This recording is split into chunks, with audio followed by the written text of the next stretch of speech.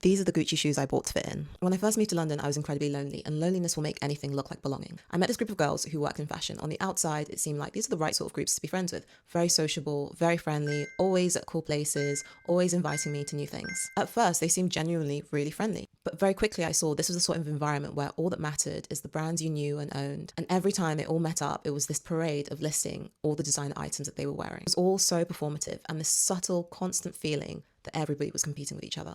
One day they invited me to this big designer sale. We had to get up so early, queuing for absolute hours. And when we got inside, it was absolutely chaos. Like everybody was scrambling to get the best designer item on the best deal. And it just was so overwhelming for me. It was my very first time at something like this. And I remember the pressure building in my stomach and my heart racing so fast each time I was asked, are you not going to buy something? Oh, you're not buying anything?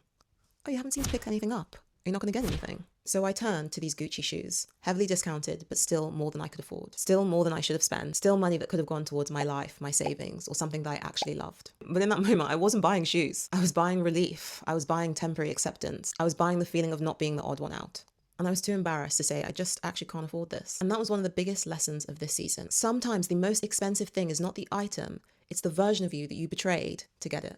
And the wasted money is not even the saddest part of this story. This was the kind of friendship group that the second you left the room, you were the topic of conversation. If you fell out with the ringleader, you were iced out by everybody, temporarily or usually permanently. Everyone posting on their Instagram, out with the besties, but nobody truly feeling safe in friendship. And eventually when I saw it for what it was and finally had the courage to speak out, guess what happened? Exactly what happens when you hold up a mirror to someone's character and they don't like it.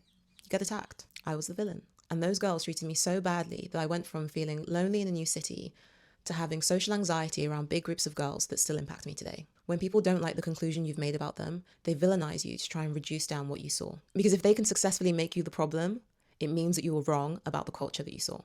I still don't know what to do with these shoes. They don't reflect me, they reflect my insecurity. I see a season where I spent more and I got less. A season where I let loneliness lower my standards. Where I tried to buy myself into rooms and friendships that weren't worthy of me in the first place. But I keep them. They remind me of what it costs when you abandon yourself for acceptance. They remind me that no amount of designer can dress up a bad character, and that loneliness is dangerous when you don't know your worth. Learn from me. Do not let loneliness lower your standards. Not in relationships, not in friendships, and certainly not in love. This was one of my receipts of becoming. Follow for more receipts.